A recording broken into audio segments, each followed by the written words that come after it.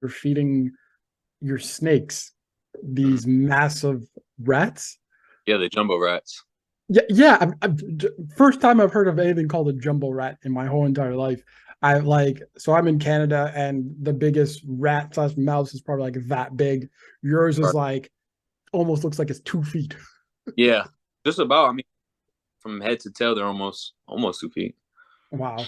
And so do, I remember you said like I watching it, it was like the frozen rats. Do you go in and get them at a certain dealership or do you just go and hunt them? Like honestly, I don't know.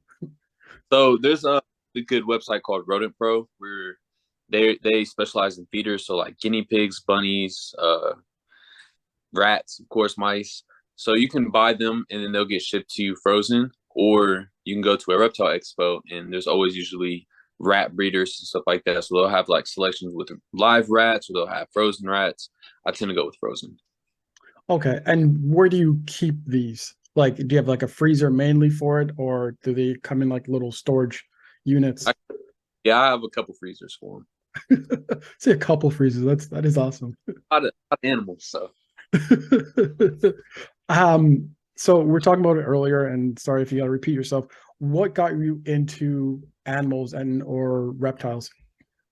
What really got me into reptiles and animals, especially reptiles, was I was like 5, 6 years old, and the snake man came to my school, and I got to have that first hands-on experience with big snakes and small snakes and lizards and all kinds of stuff that he brought, and that really sparked it. And also watching Steve Irwin when I was really young. So as a young person, I know we all have like this interest and we're like very piqued and curious about random things. Were you at all scared when you saw this creature, or were you just like, oh, this is kind of cool? Oh, not really. I feel like I was born without fear because I do a lot of things that other people would fear or be scared of. But I've never really had a fear towards any animal. I've always had a certain level of respect for each individual animal, but never fear. I like that you said respect, and I think that is really what it comes down to. And again, this is why I kind of reached out to you was the fact that we'll see a snake. If I ever saw a snake, honestly, it could be like 10 miles down the road. I will pass the crap out. And I trust me, I could, it's weird, like scared of snakes. And it's funny because, and it's sad, like there's a movie called Anaconda, and Right? that movie I watched when I was like 7 or 8. And I was just like, that movie killed snakes for me. I'm just like, never again. I don't want to see one. I hate. Pardon? Yeah. Yeah, it's a horrible description of what snakes are, especially Mhm. anaconda, and it really instilled a lot of fear in people. So I Mhm. tend to stuff that inaccurately depicts snakes. Gotcha. That's well, again, it's that passion, it's your love, it's your research, it's everything that you know about snakes that you're like, wait a second, this movie's not, it doesn't do snakes or animals justice. And I fully agree with you. And you also mentioned a very famous person, which was Steve Irwin.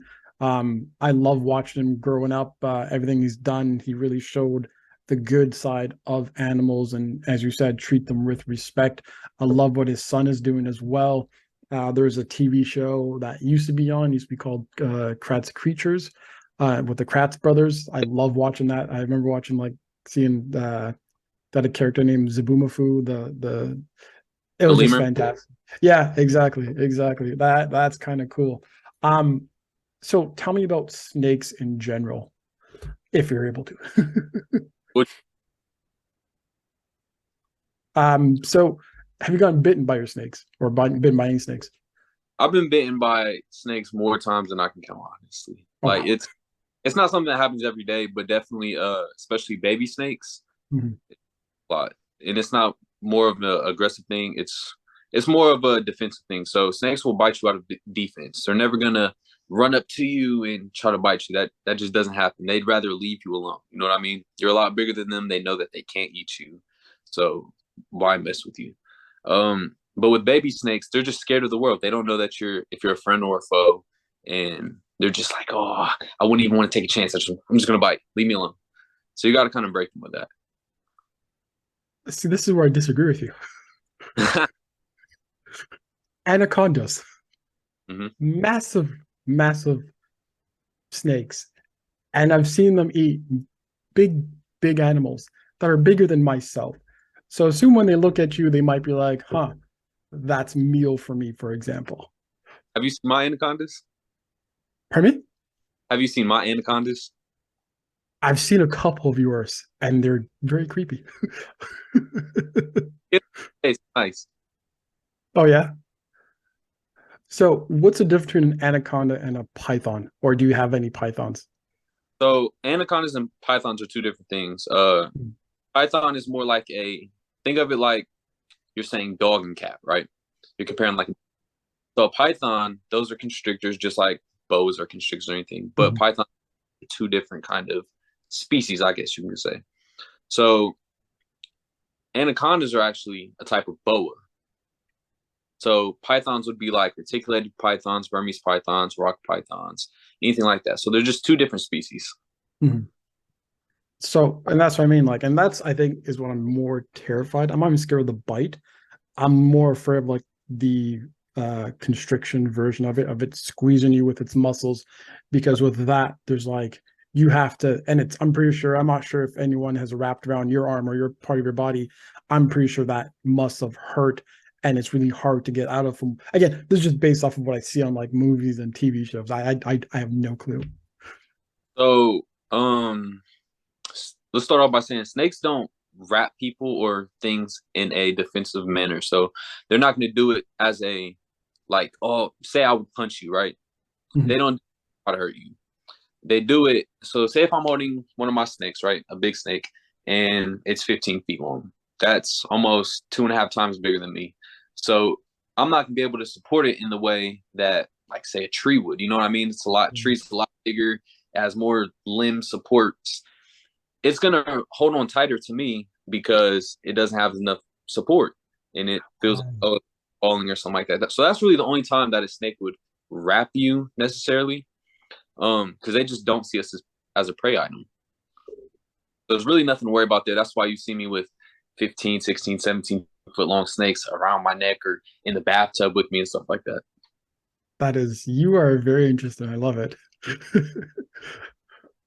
Any of your friends, like when you started getting into that stuff, and your friends were just like, "Hey, I will not come over to your house," or they were like, "Hey, let's hang out more," or even your family members as well.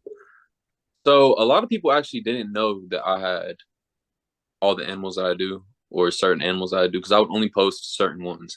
I really just started posting my animal content in like May, Mayish. So a lot of people didn't even know that I had snakes, caiman, crocodilians. They didn't know I had that.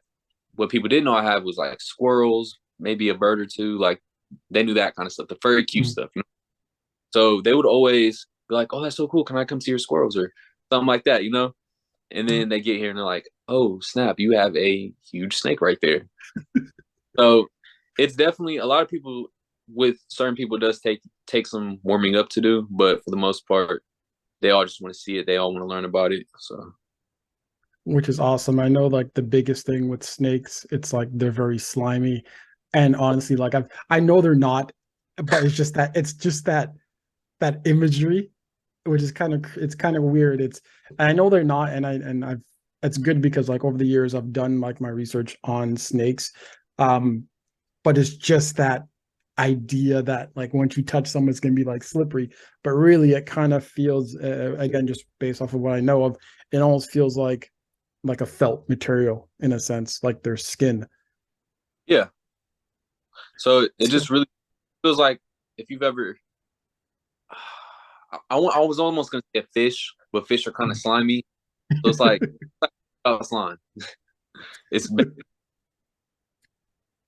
so we keep talking about them. Do you mind showing me them? yeah. So which one we gonna we're gonna do the smallest one first. So this right here, let's take them out real quick. All right, bubs. So this right here Oh, is geez. a Burmese python. He's Mhm. just a few months old. His name's Pissy. So this guy right here is one of the largest species of snakes in the world, and they're from Burma. Hi. So this guy right here is pissy because he's really always pissed off, and I was trying to see if I could, like a little strike from him, just to show Mhm. you like it's defensive, but I've been working on socializing him, and he's actually been doing really well. So the And second, sorry to cut you off, how you're handling them, I think it's exactly what you're trying to say. It's really giving them the grip to hold on. Therefore, they're that, not holding on to you, like constricting you in a sense. exactly. So we have another one right here. Let's see. This right here is a reticulated python. His name Mhm. is sorry, Bubby. So this isn't this right here. This color you would never see this out in the wild. This is a what you call a morph. It is a lavender albino, and you'll only find these in captivity. But like I was saying, these are the longest species of snakes in the world. You'll find these guys in Indonesia, stuff like that. They'll eat bats in caves. You're gonna see them in the trees. You'll see them in water. You'll see them all over. These guys are literally the do-it-all snakes. So this is a small version right here, and I'm gonna bigger version. See, to me, that's a massive version. You pull him back out. You pull him back. He's about like 2.5, 3, like 2.5 feet. He's not big at all. And then I'm gonna show you his bigger brother, Oh wow. who's he's make sure that clicks real quick.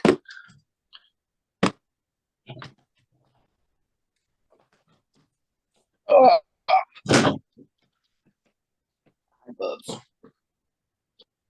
oh, you're getting heavy.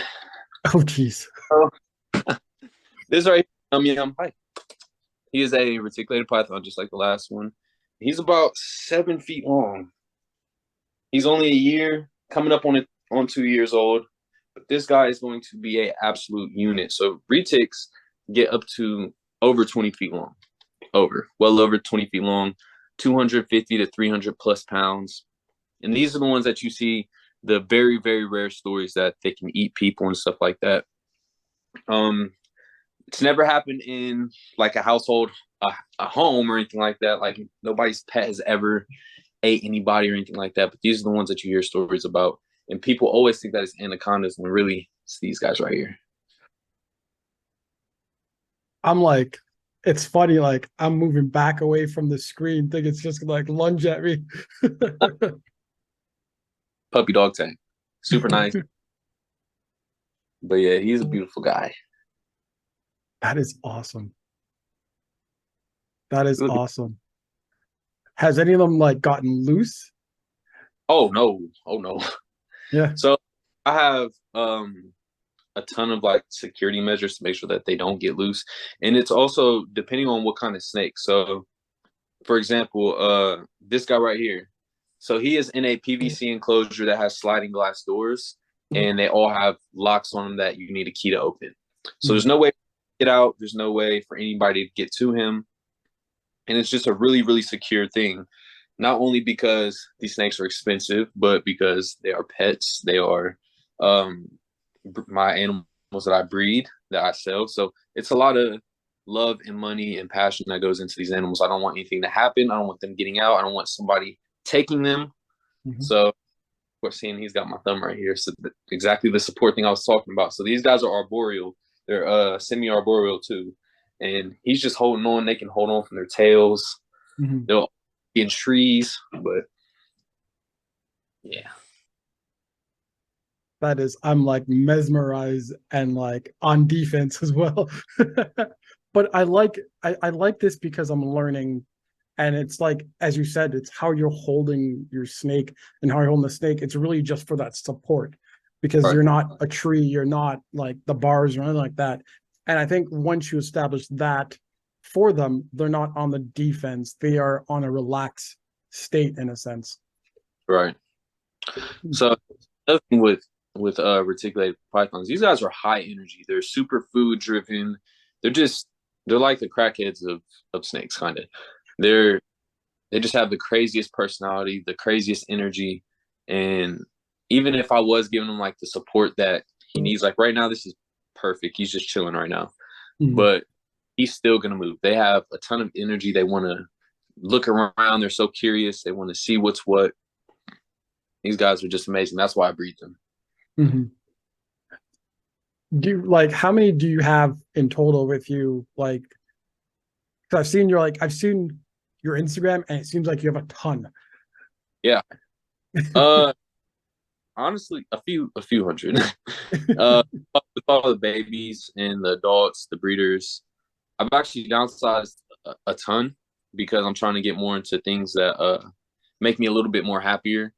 Mhm. So just select species and stuff like that. But yeah, I've got a ton.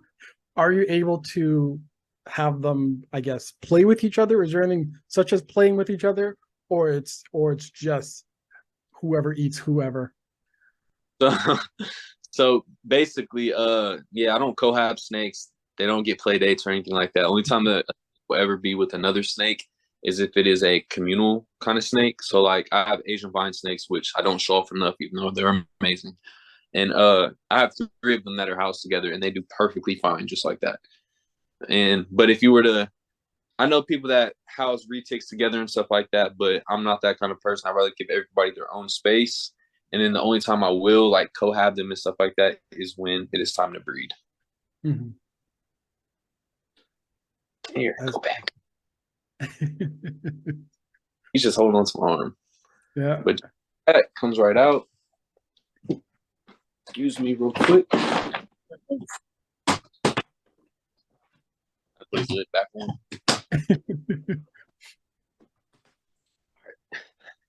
That is fantastic. How often do you feed them? It really depends on the snake. For the vast majority, I feed them once a week. But there's for like my bigger snakes and stuff like that, they can it ranges from like every other week to every 3 weeks, or it just really depends. Oh, okay. I thought they actually have to eat often in a sense. No, the only snakes that really eat often are my false water cobras and my Asian vine snakes. You have cobras. False water cobras, yeah. So So what's they're not true cobras. Mhm. So they're up just like cobras, and they are rear fang venomous, but they aren't true cobras. Wow. You are an awesome guy. Ah, I love that. I love that so much. Again, just going with the whole snakes theme because it's just personally just for me. I'm walking in a very like, dark alley for whatever reason. I see a snake like 2 miles away from me. What should I do besides you know, run? not no, just walk right past it. I promise you, you can get a foot away from that snake, and it's not going to do anything to you. Yeah. It really depends on what snake it is. Some are expensive than others, and like really don't tolerate people being around them. But for the most part, a snake will run before it even tries to strike at you. Okay. Good to know. Good to know. You said you have other animals. I've seen you with, I think was a crocodile or alligator? So there's No.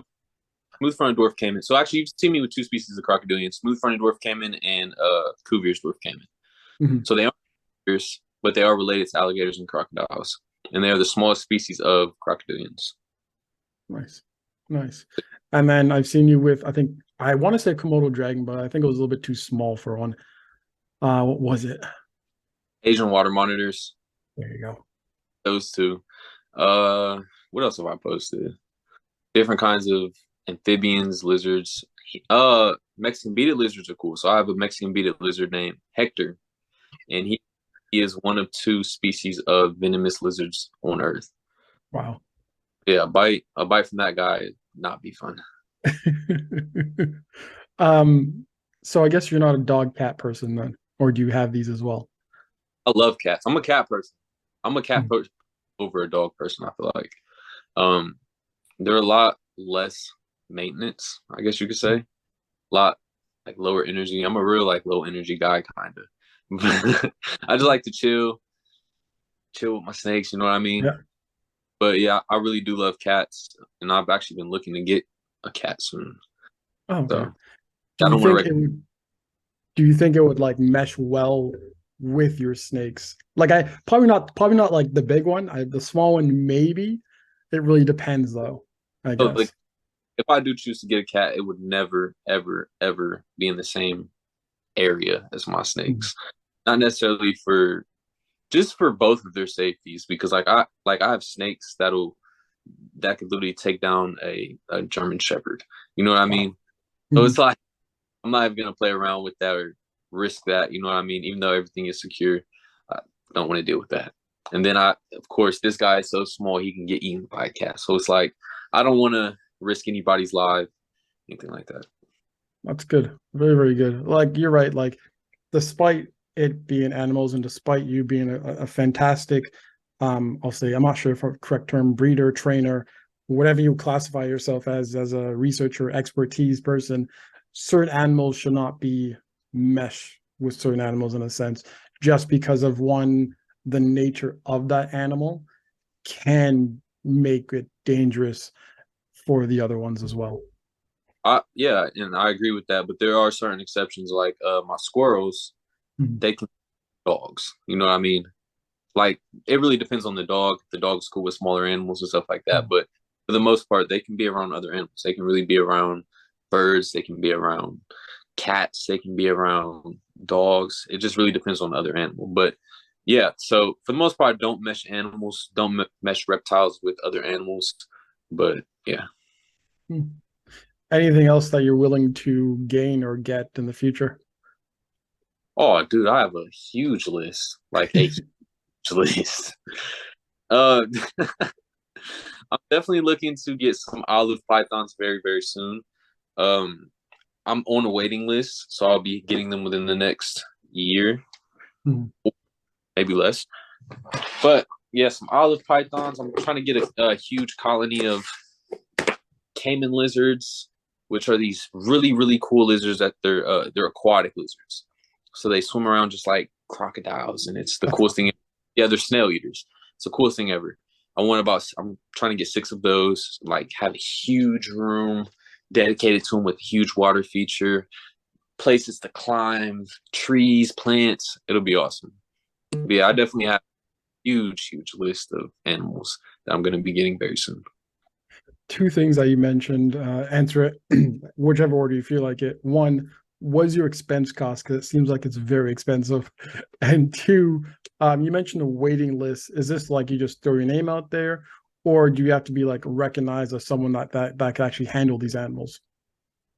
Um, so we'll get on to the expense first.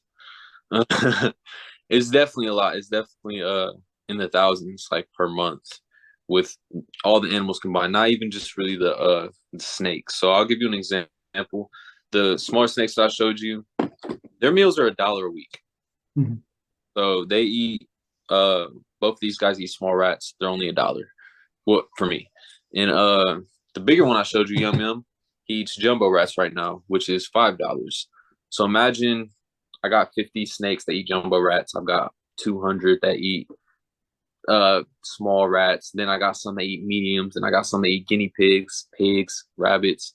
It's I said pigs, rabbits, but it never ends. It's like it never ends, and I'm always bringing in new animals, dishing out animals. So it's definitely a lot. And then also like the habitation that you have to supply for them, like certain heating, certain you mentioned waterfalls, so looking at Yeah. water bills and all that stuff, I guess it goes through the roof as well. So even for my Caymans, like that takes 400 gallons. Their stock tank is 400 gallons. Mhm. But not only that, but then I have another Cayman enclosure that has a 300 gallon. Not only that, but then I have to to give all my animals water. So it's like it's a crazy. The bills are crazy. Or Which is good, and it seems like you have a good community that supports you, and I guess you learn from them, they learn from you as well, which is fantastic. Do you do any like tours in your place with the public, or kind of a private tour, if any? so I just closed down my store a few months ago, and Mhm. there we would do like tours, hands-on tours, birthday parties, which I still do. I still do birthday parties and events and stuff like that. Just DM me the book or email me the book, and I'll go out to the school or house or wherever the case may be, bring some animals, educate the kids or whoever wants to be educated, and do it like that. That's cool. You mentioned DM you, email you, Instagram handle, TikTok handle. What is it? So everything is KJ2 Cozy. My TikTok is KJ2 Cozy. So KJ, the number 2, COZY. And then my Mhm. Instagram, the only thing that is like off. So it's KJ2KOZY. My last page got deleted a few months ago, and Oh, I'm currently yeah. But new do page, you have a YouTube page? no, currently not. I will very very soon. I literally just moved, so I have to get everything together back how it was before. So when I'm ready to record and I feel like okay, everything looks nice enough to record, I got the equipment, and then I'll start doing YouTube. That's awesome. I'm pretty sure a lot of people would be very interesting to see what you have to offer, to learn. I personally am. I've learned a lot today, honestly. Um, the biggest thing is for me, again, snakes, snakes, snakes. It's one, everyone has their own territory. Best thing to do is just leave them alone and just walk past them. If you're gonna get friendly with them, be careful, to be honest with you. I mean, because I go out in the wild, if I see a snake, I'm picking it up. Like Oh 10 out yeah. of 10. 10 out of 10 times I'm Yeah. like, no, there's no, I don't care for, but like, because people don't understand all snakes aren't venomous. If you get bit by a snake, it's not a big deal. You might bleed, you might not. It's not like it's gonna ruin your day unless it's Mhm. venomous. The biggest thing is knowing in your area what snakes are and which snakes aren't venomous so that it'll be a little bit more of an ease of mind. So it's like, I mean, I've had my grandma, even my grandma, she's had like snakes, and we have black racers here, right? Which is a Mhm. species. Calls me, I've got a black mamba in my house. There's a black mamba. It's gonna kill me. I'm like, Momo, black mamas are in Africa. You don't got to worry. It's probably just a black. That is Just knowing what's around you and being aware and educating yourself about the animals that are around you would really help a lot of people. And that's very, one of my very. education. You're absolutely right on that, man. KJ, it's been a pleasure. Thank you so much. Of course.